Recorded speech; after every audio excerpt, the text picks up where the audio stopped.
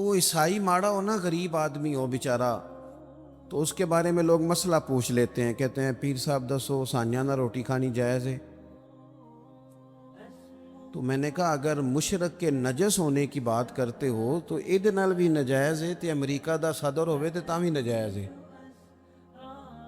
اب یہ کیا بات ہوئی کہ جب کوئی بہت بڑا آدمی آ کے بیٹھ جائے اور ساری اس کے سامنے کابینہ بیٹھی ہو تو پھر کوئی شرعی مسئلہ پوچھے ہی نہ، اور اگر کوئی غریب آدمی سامنے آ جائے، مشرک نجس ہے تو وہ ہر ایک ہی نجس ہے۔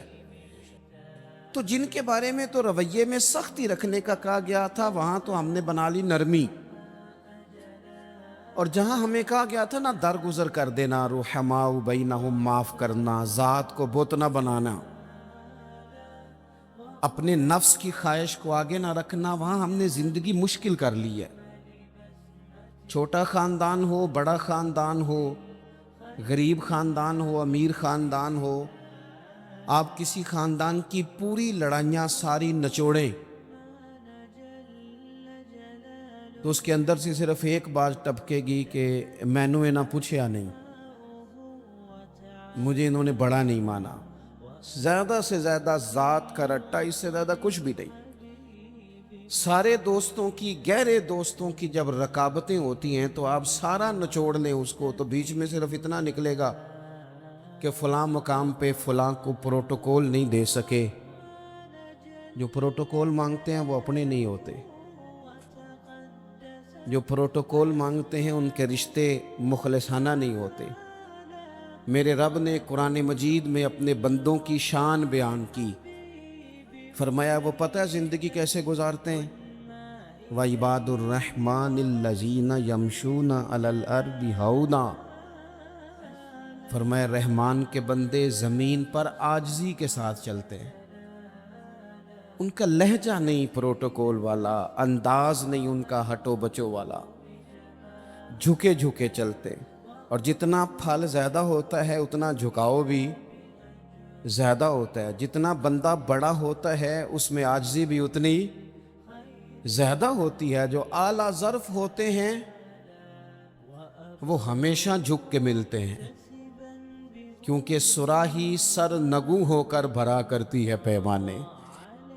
جو بندہ جتنا بڑا ہوتا ہے اس کا جھکاؤ اتنا زیادہ ہوتا ہے، تو اگر اس کی گردن میں سریا زیادہ ہے تو اس کا مطلب ہے بڑا نہیں ہے، ابھی اس کو بڑا ہونے میں وقت لگے گا۔ قرآن مجید نے زندگی گزارنے کا اصول یہ دیا کہ تیرے لہجے میں عاجزی ہو، تیرا ملنا، گفتگو کرنا، آنا جانا اس میں انکسار ہو، اور دو جملوں میں میرے نبی پاک علیہ السلام نے بات اتنی کھول دی کہ ساری حقیقتیں ہی اندر آ گئیں۔ محبوب فرمانے لگے تو رب کی رضا کے لیے عاجزی کر۔ حضور فرماتے ہیں، یہ ترمذی میں موجود ہے، فرمایا تو اللہ کی رضا کے لیے جھک جا، رب تجھے عزتیں عطا فرما دے گا۔ عزت اس بات میں ہے کہ تیرے اندر جھکاؤ کتنا زیادہ ہے، عزت اس بات میں۔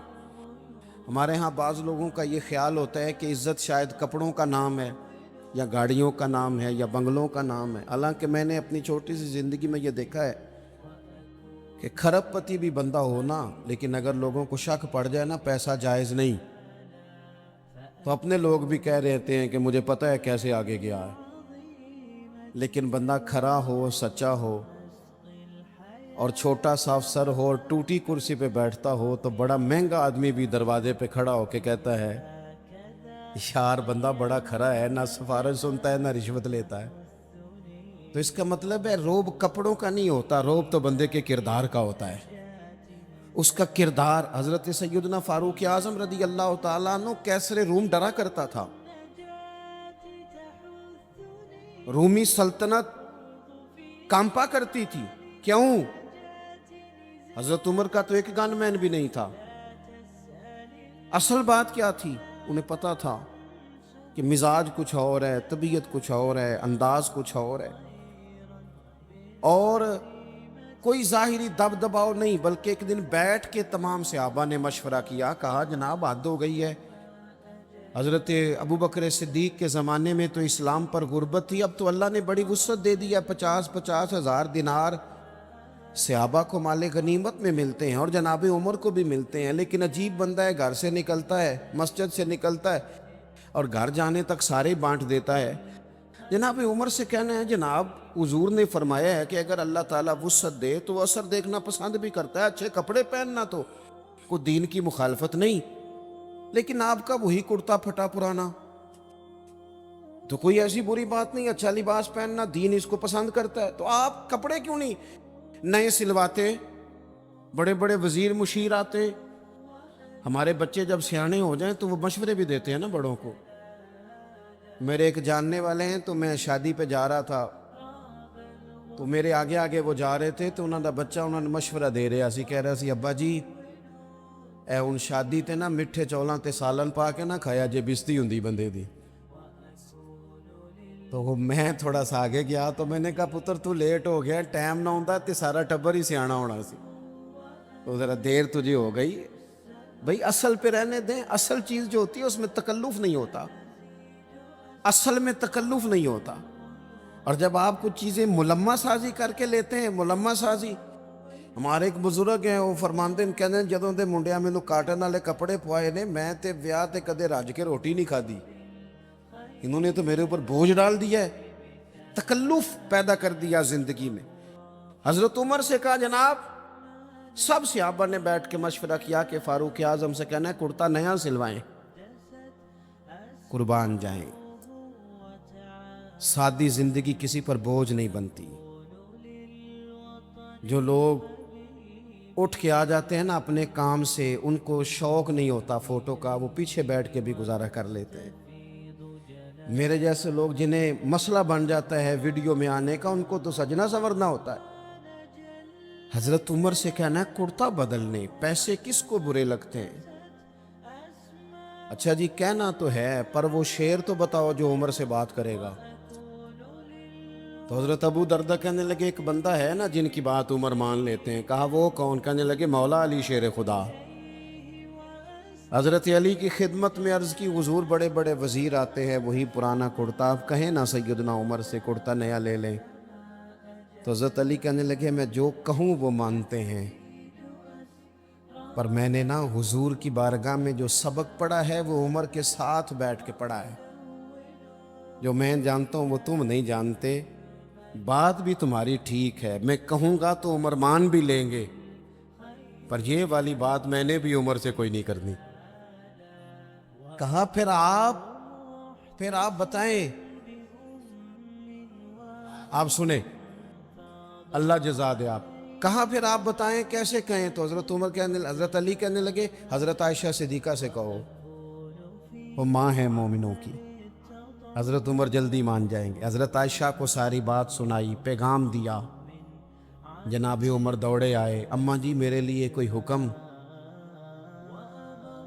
सैयद आयशा कहने लगी देखें, इस्लाम में बेहतरीन गुंजाइश भी है और अल्लाह ने वुसअत भी कर दिया, तो नया कुर्ता पहनने में हर्ज क्या है? आपका बेटा पहनता है, बाकी सहाबा लेते हैं, तो आपका वही पेवंद लगा कुर्ता, उसी से खुतबा देते हैं। ईद पढ़ाने जाते हैं तो नंगे पैर चले जाते हैं और रस्ते में बच्चों को खड़ा कर कर के कहते हैं दुआ करना रब उमर को माफ़ कर दे। खड़ा कर कर के कहते हैं वली मन खाफा मकाम रब्बी ही जन्नतान। तो नए कुर्ते में हरज क्या है? तो हज़रत उमर कहने लगे अम्मा जी कोई हर्ज नहीं, मेरे पास गुंजाइश भी है, आपका हुक्म आ गया मैं शाम को ले लूँगा नया कुर्ता, पर एक बात कर लूँ? कहा आप कर ले। तो हज़रत उमर रो पड़े, फरमाने लगे ये जो कुर्ता पहना है ना, हुजूर के सामने भी इसी कुर्ते में जाया करता था।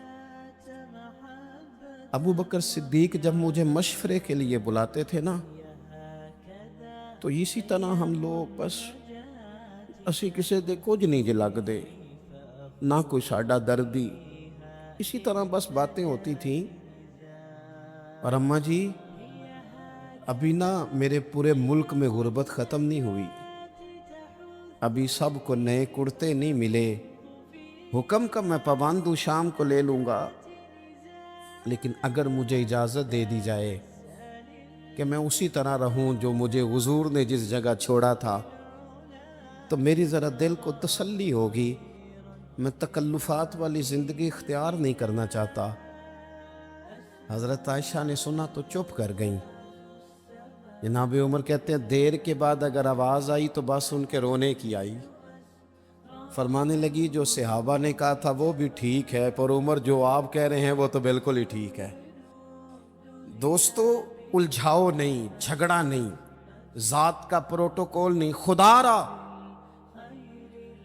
مصیبت بن جاتی ہے سسر کو جب داماد کا فون آتا ہے کہ میں آ رہا ہوں۔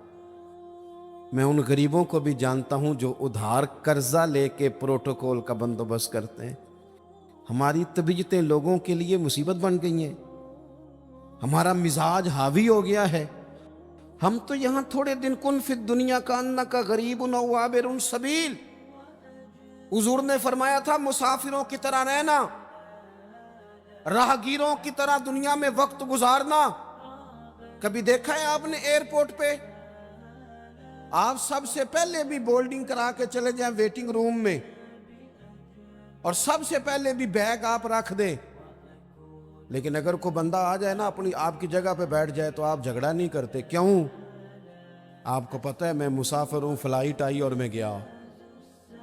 کبھی دیکھا ہے ریلوے اسٹیشن پہ لوگ کہتے ہیں یہ جگہ میں نے خریدنی ہے، یہاں روز کھڑے ہونا پڑتا ہے؟ پتہ ہے میں مسافر ہوں، ٹرین آئی اور میں بس اسٹاپ پہ لوگ زمینیں نہیں خریدتے، جھگڑے نہیں بناتے، کیونکہ انہیں پتہ ہے کہ گاڑی آئی اور میں، اور درویش نے کہا تھا جتن جتن تے ہر کوئی کھیڑے، اوے کدے ہارن بھی کھیڑ فقیرہ، جتن دا مل کوڈی پیندائی ہارن دا مل ہیرا۔ کبھی بندہ ہارنا بھی سیکھ جائے، 2 قدم پیچھے بھی ہٹے، کبھی وہ کہے میں کوئی نہیں باقی سارے ہیں، یہ والی بھی تو کبھی زندگی ہونی چاہیے۔ فرمایا رحمان کے بندے عاجزی سے چلتے ہیں، وَإِذَا خَاطَبَهُمُ الْجَاهِلُونَ قَالُوا سَلَامًا، اور اگر کوئی ان سے الجھنا چاہے، بحث کرنا چاہے، لڑائی کرنا چاہے، تو رب کے بندوں کی شان یہ ہے کہ وَإِذَا خَاطَبَهُمُ الْجَاهِلُونَ قَالُوا سَلَامًا، اگر جاہل ان سے جھگڑا کریں تو وہ سلام کر کے گزر جاتے ہیں۔ ہر بندے سے الجھ جانا، ہر بندے سے ہی بحث کرنا، ہر جگہ ہی اپنا مزاج اس طرح کا بنا لینا کہ جو میں کہتا ہوں وہی قبول کرو ہر جگہ۔ وہ عارف رومی فرماتے ہیں ایک دن مثال دیتے ہیں سمجھانے کے لیے، کہتے ہیں ایک دن گدھے اور گھوڑے کی بحث ہو گئی تھی۔ کس کی جی؟ گھوڑا کہتا تھا آسمان کا رنگ نیلا ہے، گدھا کہتا تھا نہیں کالا ہے۔ کئی گھنٹے بحث ہوتی رہی، بالآخر رزلٹ یہ نکلا کہ شیر کے پاس فیصلہ لے جاتے ہیں، جنگل کا بادشاہ ہے۔ شیر کے پاس فیصلہ گیا تو گھوڑے نے جاتے پوچھا بادشاہ سلامت، آسمان کا رنگ کیا ہے؟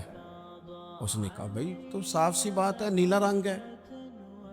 تو کہنے لگے میں کہتا ہوں نیلا ہے اور یہ گدھا کہتا ہے کالا ہے، اور صبح سے میرے ساتھ بحث کر رہا ہے۔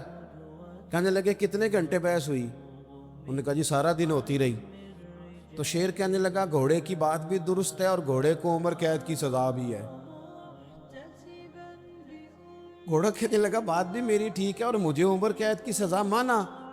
کہنے لگا بات اس بات پر سزا نہیں کہ تمہاری بات غلط ہے یا ٹھیک ہے، سزا اس بات پہ ہے کہ تم نے گدھے سے ہی بحث شروع کر دی ہے۔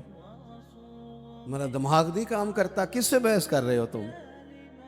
کس سے؟ حضرت ام سلمہ رضی اللہ تعالیٰ عنہ کہتی ہے میرے شوہر جو بھی بات مسجد سے سنتے نا مجھے آ کے سناتے، آپ بھی سناتے ہیں گھر جا کے؟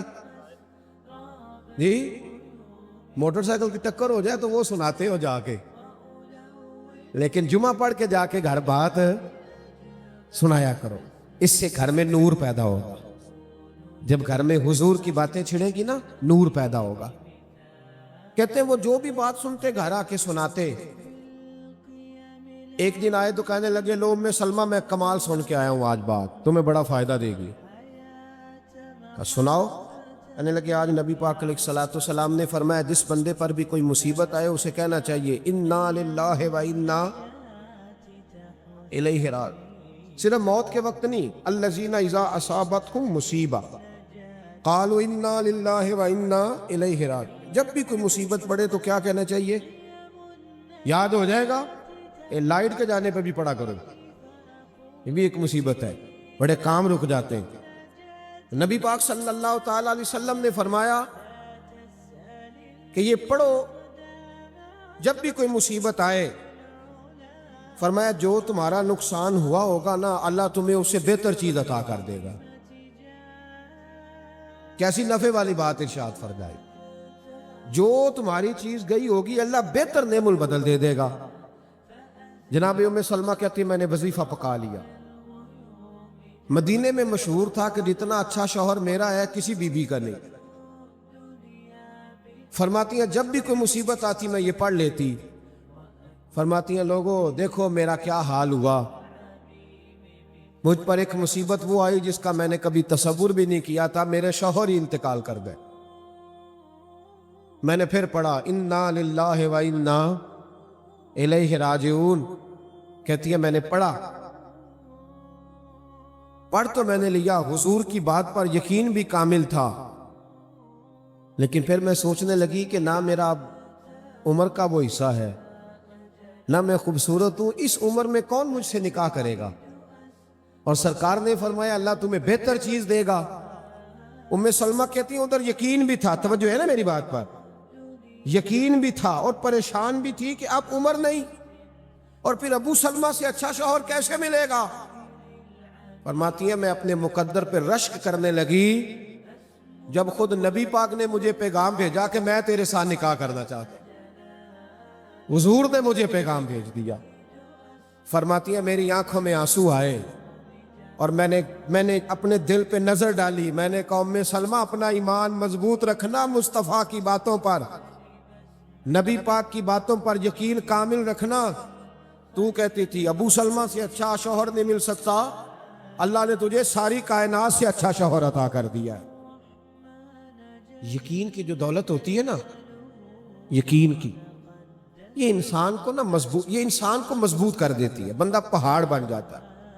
ہمارے اندر نا کمزوری یہ آئی ہے، سارا کوئی سنا کے ادھر دیکھے میری طرف، ایک بندہ مست ہے، نعت سن رہا ہے، مست ہے، پوری مست ہو کے اس نے نعت خواہ کی نعت سنی۔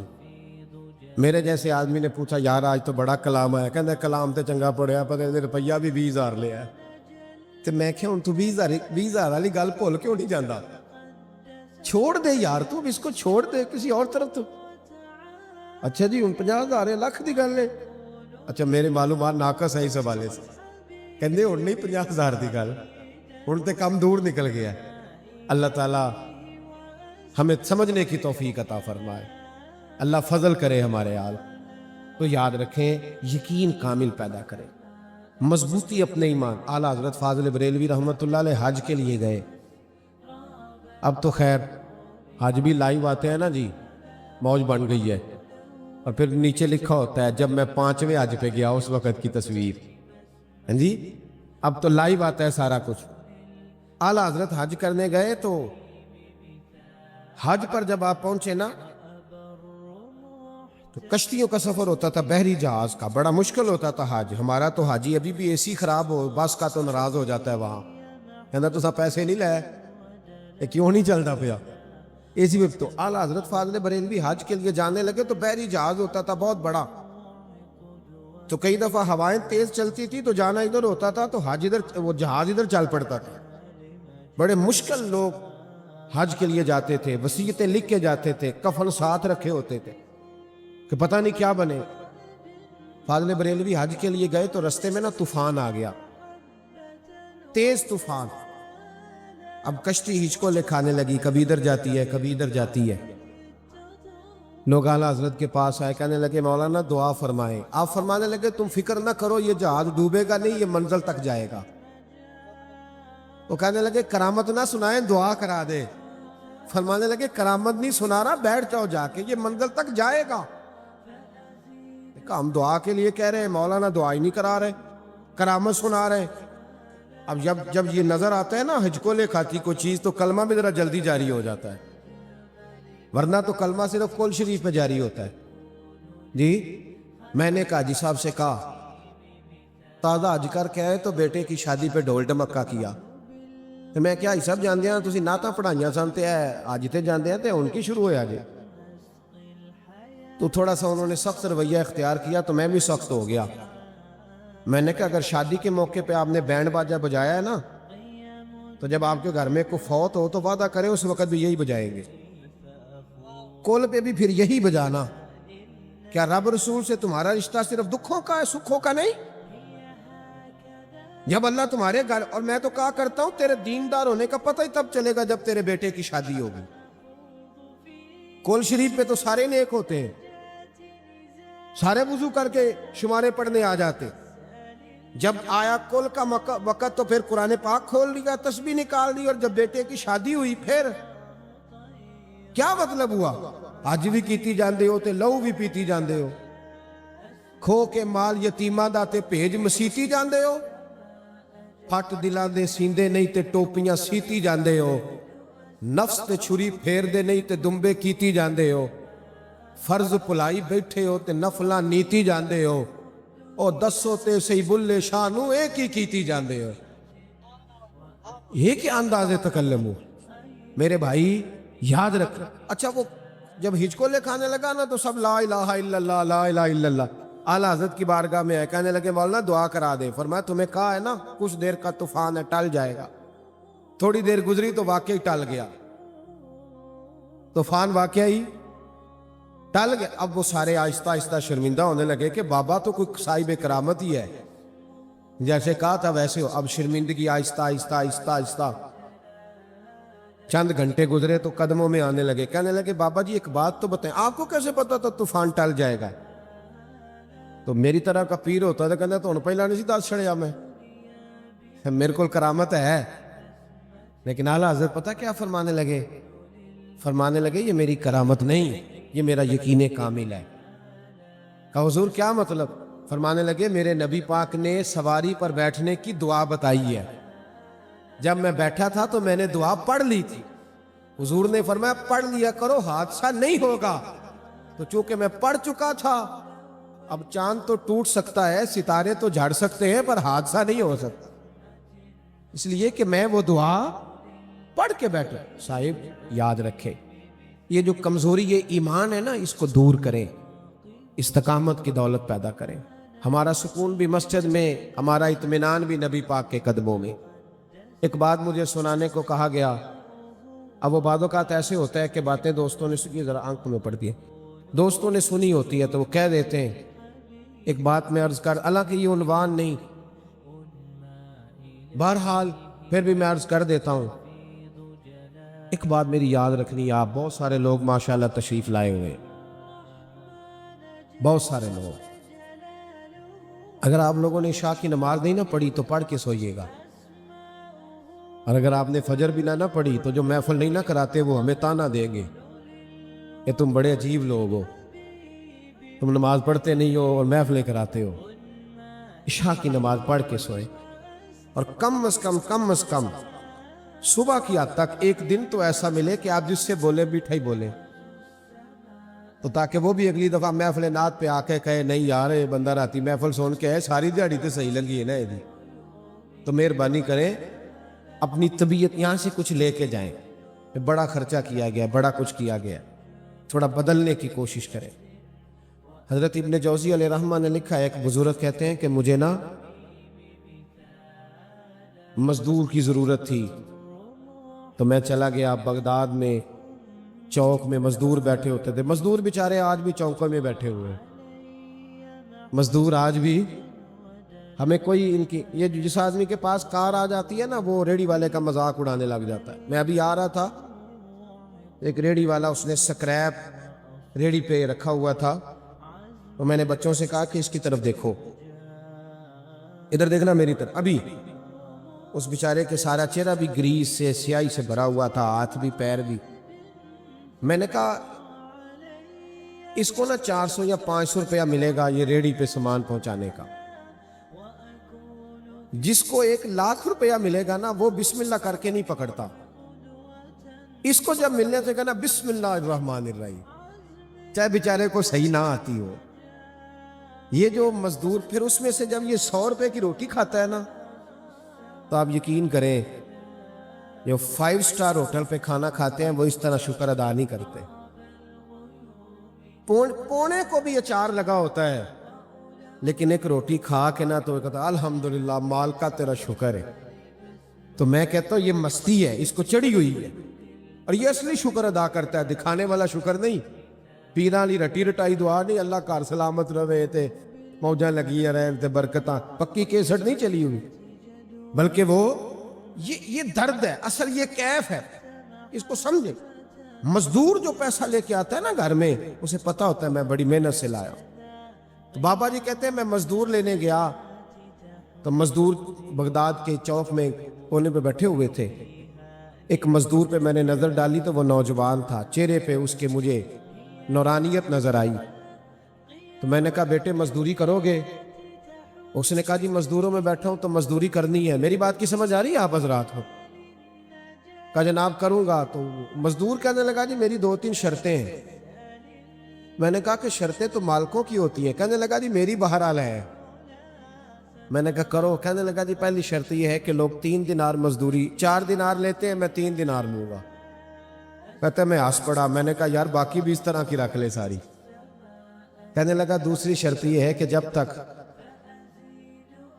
اذان نہیں ہوگی میں آپ کی بات سنوں گا, جب اذان ہو جائے گی تو آپ کی نہیں سنوں گا, اپنے رب کریم کی سنوں گا. اور تیسری بات اس نے کہا آپ کے گھر میں مزدوری کروں گا, آپ کے کسی سوال کا جواب نہیں دوں گا. ان شرائط پہ میں اسے لے آیا. کہتے ہیں جو کام مزدور سارے دن میں کرتا ہے اس نے 2 گھنٹے میں ہی کر دیا. مزدور بھی تو سگریٹ پینے پہ آدھا گھنٹہ لگا دیتے ہیں نا, چائے کے کپ پہ 25 منٹ, روٹی کھانے پہ 1.25 گھنٹہ. تو مزدور کو بھی چاہیے جو طے کرے اس پہ پورا اترے.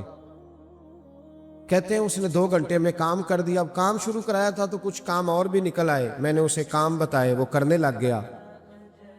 ظہر کی اذان ہو گئی تو مٹی اس نے نکال کے باہر رکھی تھی دروازے کے آگے. اذان ہوئی تو اس نے کدال اور کہیں وہیں چھوڑی, مسجد کی طرف چلنے لگا. تو میرا بیٹا کہنے لگا اس کو ذرا سائیڈ پہ تو کر دو, رستہ ہے. کہنے لگا تیرے ابے سے بات ہوئی تھی کہ جب اذان ہو جائے گی پھر کسی کی نہیں سنوں گا. کہتے ہیں وہ نماز پڑھ کے آیا, دوپہر کا ٹائم تھا. میری بیوی کہنے لگی اس کو کھانا کھا لے. روزے بھی نہیں تھے, عام دن تھے. اس کو کہا کھانا کھا لو, تو کہنے لگا میں نے روزہ رکھا ہوا ہے. کہتے شام ہوئی, اس کو 3 دینار دیے.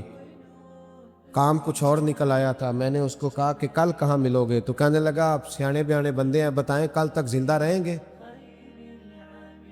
تو میں نے کہا کہ ملنا ہو. تو کہنے لگا بس آج کا وعدہ تھا وہ میں نے پورا کر دیا, اسی کسے دے کچھ نہیں جے لگ دے نہ کو ساڈا دردی. اللہ والوں کی باتیں اللہ کے لشکروں میں سے لشکر ہوتے. کہتے ہیں وہ چلا گیا. میں اگلے دن لینے گیا تو مجھے مزدوروں نے بتایا کہ صرف ہفتے والے دن آتا ہے. وہ کہتے ہیں میرا پورے ہفتے کا خرچہ 3 دینار ہے. جب 3 دینار کما لیتا ہوں تو پھر پورا ہفتہ وہ کوئی کام نہیں کرتا, عبادت کرتا, مصطفیٰ پہ درود و سلام بھیجتا رہتا ہے. کہتے ہیں میں نے ہفتہ انتظار کیا. اگلے ہفتے انہی شرائط پہ پھر لایا, تیسرے ہفتے بھی لایا, چوتھے ہفتے بھی لایا. 5ویں ہفتے گیا تو ملاقات نہ ہوئی. پوچھا وہ کہاں ہے؟ لوگ کہنے لگے بیمار ہو گیا. گھر کہاں کا؟ قبرستان کے پیچھے کچی بستی میں. کہتے ہیں میں وہاں گیا, دروازے پہ دستک دی تو کہنے لگا حضور مجھے پتہ ہے آپ آئے ہیں, آ جائیے. تو میں اندر گیا تو تیز بخار تھا. تمہیں کیسے پتا چلا میں آیا ہوں؟ کہنے لگا حضور غریب کا پتہ لینے کوئی اللہ والا ہی آئے گا, امیروں کی خبر لیتے ہیں. کہتے میں قریب بیٹھا تو تیز بخار تھا. میں نے حال چال پوچھا تو کہنے لگا بابا جی حال نہ پوچھو, میرے 2 کام کر دو گے؟ میں نے کہا وہ کون سے؟ اس نے جیب سے ہاتھ ڈالا, چند دینار نکالے. کہنے لگا میں آج رات کو انتقال کر جاؤں گا, یہ پیسے لے لو, کفن خرید کے نا میرا جنازہ پڑھ کے تو قبرستان میں دفن کر دینا. پھر دوسرے جیب میں ہاتھ ڈالا تو ہیرے کی انگوٹھی نکالی. کہنے لگا جب دفن کرو تو یہ ہارون رشید کو دے دینا, اسے کہنا تیری امانت ہے. کہتے میں نے کوئی اور بات کرنی چاہی تو رو پڑا. کہنے لگا بابا معاف کر دے, میں نے آج رات جانا ہے. بڑی معافیاں مانگ لی اپنے رب سے، مجھے اللہ سے تنہائی کرنے دے، آپ جائیں۔ کہتے ہیں میں اٹھ کے آ گیا اور اس کی باتوں نے مجھے رات بھر سونے نہ دیا۔ اگلی صبح سورج چڑھنے کا انتظار کیا تو رات کئی سالوں کی ہو گئی۔ کہتے میں گیا، دروازہ کھولا تو خوشبوئیں میرا استقبال کرنے لگی۔ جب میں نے اس کے چہرے سے کپڑا ہٹایا تو لگا جیسے ابھی ابھی سویا ہے۔ کہتے میں تو 2-3 آدمیوں کو لے گیا تھا جنازے کے لیے، پر مخلوق پتہ نہیں کدھر کدھر سے آئی۔ اکھاں جدوں میٹیاں زمانہ مینوں روے گا، اپنا تے اپنا بیگانہ مینوں روے گا، تے جدوں نہ میں دسیا میں خاراں نوں میں خانے وچ، جام ٹوٹ جان گے تے میں خانہ مینوں روے گا۔ کئی لک لک رون گے تے کئی بک بک رون گے، گلیاں دا یانا تے سیانا مینوں روے گا۔ کہا پتہ نہیں کہاں سے مخلوق آئی، جنازہ پڑا، دفن کیا۔ ہیرے کی انگوٹھی لے کے میں ہارون رشید کے پاس گیا۔ ایک تنہائی میں میری اس سے ملاقات کا مجھے موقع مل گیا تو میں نے اسے انگوٹھی دی تو ہارون رشید تو چیخیں مارنے لگا، کہنے لگا وہ انگوٹھی والا کہاں ہے؟